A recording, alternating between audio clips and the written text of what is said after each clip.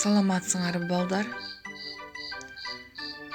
Бүгүн биз 4 черекти аяктап кыргыз тил сабагын өтөбүз. Жыйынтыктоочу сабагыбыздын темасы сөздүк жат жазуу. Сабагыбыздын максаты менен таанышып алгыла.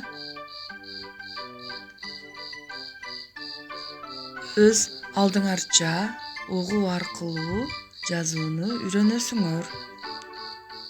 Жана сулуу, таза жазууга машыгасыңар.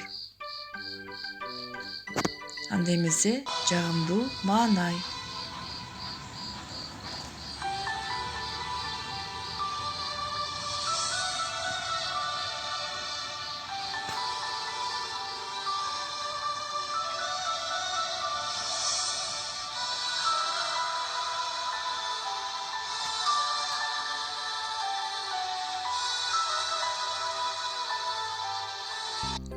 Балдар, маанайыңар көтөрүлдүбү?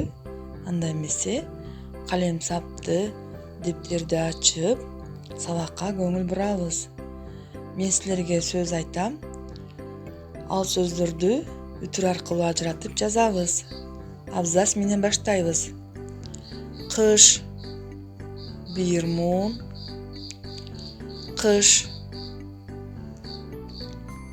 Кийинки сөзүбүз жер, бир муун, жер. Үтүр ажыратып жазасыңар балдар? Азаматсыңар. Кийинки сөзүбүз толкун. Байкадыңарбы? 2 муун. Толкун. Гүлдөр. 2 муун булда. Гүлдөр.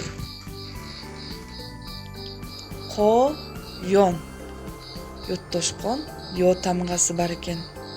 Коён. Жалын. 2 муун.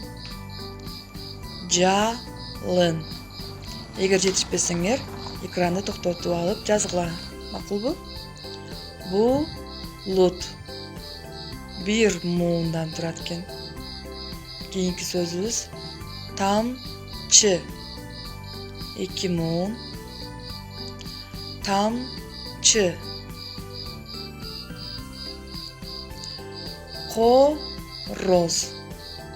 2 муундан турат экен. Короз. Дарак. Сулуу, таза жазабыз балдар. Дарак. Кийинки сөз токой. 2 муундан турат экен, а? Токой. Кийинки сөзүбүз балдар 3 муундан турат. Көпөлөк. Көпөлөк. Азаматсыңар балдар. Жазууга жетиштиңерби? Анда бүт тапшырмасы жат жазуу жазганды өз алдыңарча үйрөнөсүңөр. Тапшырманы аткарып, кайра мага жөнөткүлө, макулбу? Саламатта калгыла балдар.